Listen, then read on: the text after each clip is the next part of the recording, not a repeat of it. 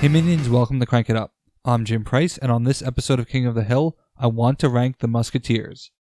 The Musketeers have a unique hybrid structure where they have a combination of individual minions at the same class and a lower tier of minions with multiple copies. So like the princesses, superheroes, and vigilantes, this video will look at what minion is best suited to be the minion you target in the general sense.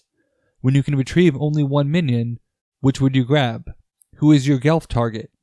It is important to know the answer to this before you play Musketeers. I'd like to point out that the Young Musketeers cap at power 4, so any of the 4 main Musketeers will always be objectively better, which is good. It would be really bad if one of these individual cards were weaker than the other. Maybe it's the smaller sample size, but unlike the other listings, this was actually quite easy. As per usual, I'm trying my best to only factor in the Musketeers themselves when making this ranking. Number 4 is Aramis, and I hope I'm saying that properly. It's surprising that he would be the lowest because extra actions are supposed to be good, and they are. But Aramis suffers from quite a few limitations and redundancies. First, the Musketeers aren't really hurting for extra actions because their actions chain into one another. It's always useful having an extra one, but for the Musketeers themselves, it really matters that you need one, especially since the extra action must affect Aramis himself. The best candidate for this is One for All because it doesn't take away from your all-for-one target. But as great as extra actions are, the temporary power nature of the Musketeers means it should really only take effect once since you are trying to break a base. Add in the fact that it only triggers on your turn, and Aramis becomes worse, since he would otherwise be a great last stand target. I don't often like to reference playtesting moments, but this was originally a talent, and it was so much cleaner as a talent. That doesn't solve the last stand problem, but at least provides more opportunity for synergies. Aramis could have been more useful, but the specifics of the Musketeers keep his ability underwhelming. Number 3 is Porthos, who may never do anything the whole game. But that's the point, particularly when you consider what is in this expansion. You have a minion who cannot be a setup target.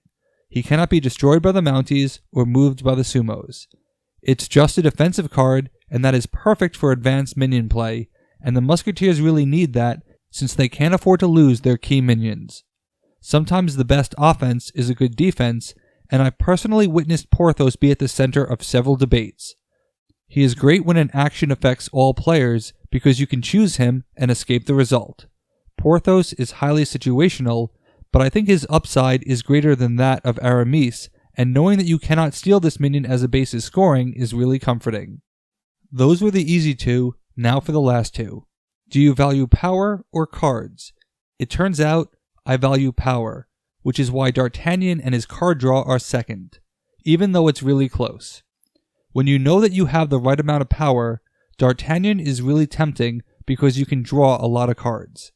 But it's so easy to fall into a trap where you are playing the very cards you just drew, cards you wouldn't have to play if you set up Athos properly.